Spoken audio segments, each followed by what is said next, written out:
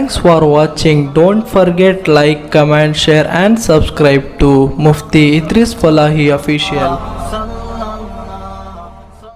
نحمده ونصلي ونسلم علی رسولہ الکریم اما بعد. معزز ناظرین و سامعین، ہمارے بہت سارے ساتھی قسم کے بارے میں سوال پوچھتے ہیں کہ یہ قسم کس کی کھانا جائز ہے، کس کی کھانا جائز نہیں ہے، قسم ٹوٹ جاوے تو اس کا کفارہ کیا ہے، وغیرہ وغیرہ، قسم کی کتنی قسمیں ہیں. تو آج انشاءاللہ اس پر تھوڑی سی ہم گفتگو کرتے ہیں.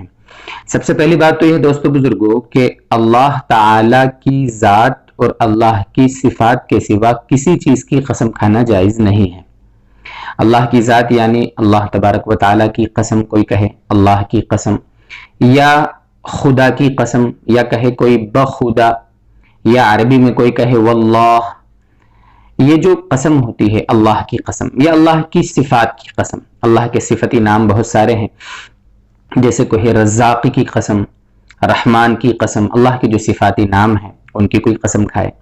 یا اسی طریقے سے قرآن کریم کی اگر کوئی قسم کھاتا ہے. قرآن کریم بھی چونکہ اللہ تعالی کی صفت ہے، قرآن اللہ کا کلام ہے، کلام اللہ کی صفت ہے، اس لیے علماء فرماتے ہیں کہ اگر قرآن کی بھی کسی نے قسم کھا لی تو وہ بھی منعقد ہو جاتی ہے. یعنی خلاصہ یہ ہوا کہ اللہ کی ذات، اللہ کی صفات اور اسی طریقے سے قرآن کریم کی قسم کھانا جائز ہے. انسان کو ضرورت پڑے اپنی بات کو پکا کرنے کے لیے تو انسان قسم کھا سکتا ہے، ٹھیک ہے، اس میں کوئی حرج نہیں ہے. البتہ اللہ کی ذات و صفات کے سوا کسی دوسری چیز کی قسم کھانا، چاہے وہ کتنی ہی زیادہ عزت والی ہو، جائز نہیں ہے. حدیث پاک میں آپ صلی اللہ علیہ وسلم کا فرمان ہے، یہ ابو داؤد شریف میں بھی ہے، ترمذی شریف میں بھی روایت ہے. ابو داؤد شریف کی روایت کا نمبر ہے 3251، ترمذی شریف میں ہے 1535، 1535. روایت کے الفاظ ہے، آپ صلی اللہ علیہ وسلم کا فرمان ہے، من حلف بغیر اللہ فقد اشرک. جس نے اللہ کے سوا کسی کی قسم کھائی گویا اس نے شرک کیا. چونکہ جس کی قسم کھائی جاتی ہے وہ قابل تعظیم ذات ہوتی ہے، چونکہ ہمارے نزدیک سب سے زیادہ معظم، سب سے زیادہ مکرم، سب سے زیادہ مقدس ذات اللہ تعالیٰ کی ہے، اس لیے صرف اللہ تعالیٰ کی قسم کھانا جائز ہے.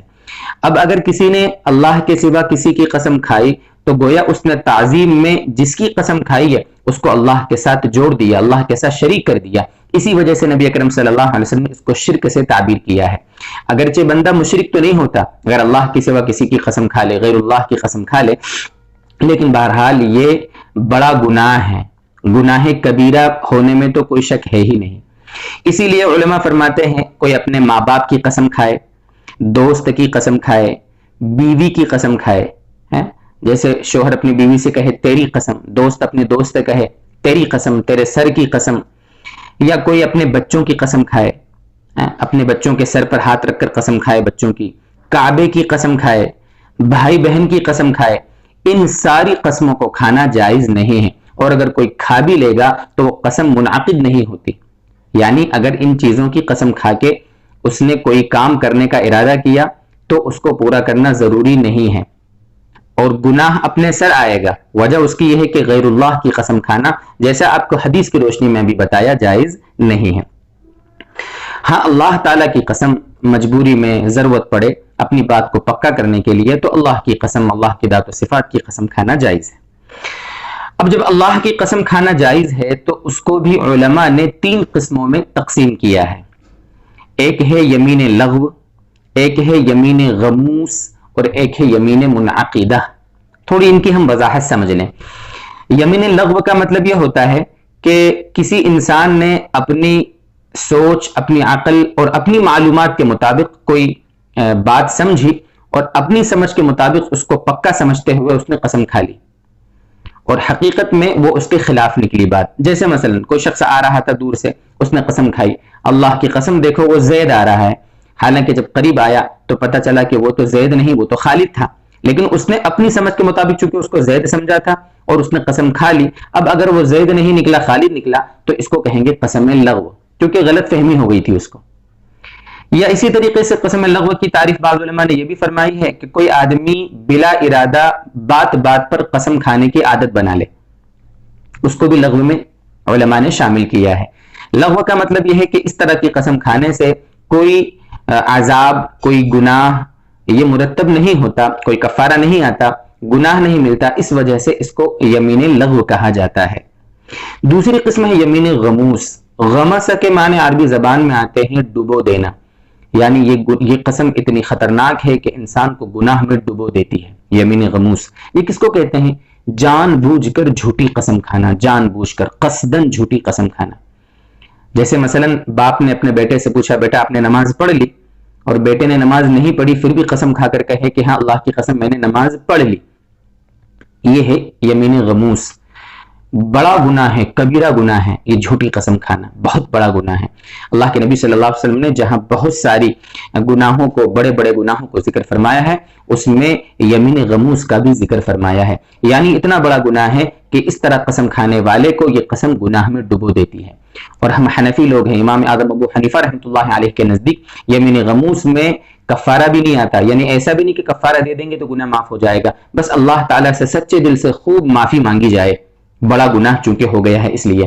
لیکن پھر بھی بعض علماء یہ بھی فرماتے ہیں کہ احتیاطاً کفارہ دے دے تاکہ اللہ تبارک و تعالیٰ کا غصہ تھوڑا ٹھنڈا ہو جائے، اللہ کی ناراضگی میں کمی آ جائے۔ تیسری قسم ہے یمین منعقدہ۔ یمین منعقدہ کا مطلب کوئی بھی انسان کسی کام کو کرنے یا نہ کرنے کی قسم کھائے، جیسے مثلا قسم کھائے کہ آج اللہ کی قسم میں شام کا کھانا نہیں کھاؤں گا، مثلا کسی نے قسم کھائی، اب اس پر لازم ہے کہ شام کا کھانا نہ کھائے، اگر شام کا کھانا وہ کھا لے گا تو اب اس کی قسم یہ ٹوٹ جائے گی اور اس پر اس کو گناہ بھی ملے گا اور اس کو کفارہ بھی دینا پڑے گا۔ کسی بھی کام کو کرنے یا نہ کرنے کی قسم کھا کر پھر اس کو توڑ دینا، اس میں کفارہ آتا ہے اور گناہ بھی ملتا ہے۔ کفارہ کیا ہے؟ حدیث پاک قرآن کریم کی 7ویں پارے میں پہلے ہی صفحے پر آیت ہے، اللہ تبارک و تعالیٰ نے وہاں قسم کے کفارے کا ذکر فرمایا ہے۔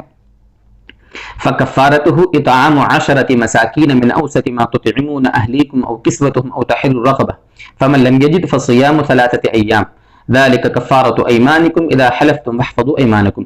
یہ 7ویں پارے کے پہلے صفحے پر آیت ہے، اس میں کفارہ یہ بتایا گیا ہے کہ 10 غریبوں کو 2 وقت کا کھانا کھلانا، 10 غریبوں کو 2 وقت کا کھانا کھلانا، صبح شام دونوں کا۔ رمضان کے مہینے میں اگر کوئی کفارہ دے تو سحری میں بھی اور افطار میں بھی اچھے سے پیٹ بھر کر کھلانا، 2 وقت کا کھانا ہر غریب کو، یعنی ایسے 10 غریبوں کو آپ کو کھلانا ہے۔ یا اگر 10 غریب آپ کو نہیں مل رہے ہیں تو ایک ہی غریب کو آپ 10 دن تک 2 وقت کا کھانا پیٹ بھر کر کھلا دیں تو بھی کفارہ ادا ہو جائے گا، یہ اس کا کفارہ ہے۔ اگر کوئی چاہے کہ میں کھلانا نہ پڑے مجھے اور وہ اناج کی صورت میں یا پیسوں کی صورت میں کفارہ دینا چاہتا ہے تو علماء فرماتے ہیں کہ جتنا فطرہ دیتے ہیں نا ہم، اتنا ایک غریب کو، یعنی 10 غریبوں کو الگ الگ ایک فطرے کی رقم دے دیں، فطرے کی رقم جیسے 35-40 روپے، اور احتیاطاً بہتر علماء فرماتے ہیں کہ 2 وقت کا کھانا پیٹ بھر کر کھا سکے تو کم سے کم 50 روپے دے دے ایک غریب کو، تو اس طریقے سے 500 روپے دے دے، یہ بہتر ہے تاکہ وہ معتدل انداز میں کھانا کھا سکے۔ یہ ہے قسم کا کفارہ۔ اگر کوئی کپڑے دینا چاہتا ہے تو 10 غریبوں کو اتنا کپڑا دے جس میں ان کا ستر چھپ جائے، ٹھیک ہے، یہ دوسرا یعنی اختیار ہے اس میں۔ اور اگر کوئی شخص نہ کھانا دے سکتا ہے نہ کپڑے دے سکتا ہے، غریب آدمی ہے، تو اس کے لیے قرآن کریم میں ذکر کیا گیا ہے فَمَن لَّمْ يَجِدْ فَصِيَامُ 3 أَيَّامٍ، 3 دن کے لگاتار اس کو روزے رکھنا ہے، لگاتار۔ مان لو پیر کو روزہ رکھنا شروع کیا ہے تو پیر منگل بدھ کو اس کو، یعنی مثال دے رہا ہوں میں، کوئی بھی 3 دن لگاتار اس کو روزے رکھنا ہے، یہی قسم کا کفارہ۔ دیکھیے یہ قسم کے کفارے میں باتیں تھی، مختصراً طور پر آپ کے سامنے ان کو ہم نے ذکر کیا۔ بلا وجہ قسم نہیں کھانا چاہیے، قسم اگر کھا لی ہے تو اس کو پورا کرنے کا اہتمام کرنا چاہیے۔ قرآن کریم میں اسی آیت میں جہاں کفارے کا ذکر وہیں پر آگے ہے وَاحْفَظُوا أَيْمَانَكُمْ، یعنی اپنی قسموں کی حفاظت کیا کرو، بلا وجہ کھاؤ مت قسمیں، اگر کھا لی ہے قسم تو اس کو پورا کرنے کا اہتمام کرنا چاہیے جہاں تک ہو سکے۔ پھر بھی اگر کسی وجہ سے کسی مجبوری میں اگر قسم ٹوٹ جائے تو پھر اس کا کفارہ دینا ضروری ہے، واجب ہے۔ اللہ تبارک و تعالی ہمیں مزید سمجھائے، عمل کی توفیق عطا فرمائے۔ وآخر دعوانا ان الحمد للہ رب العالمین۔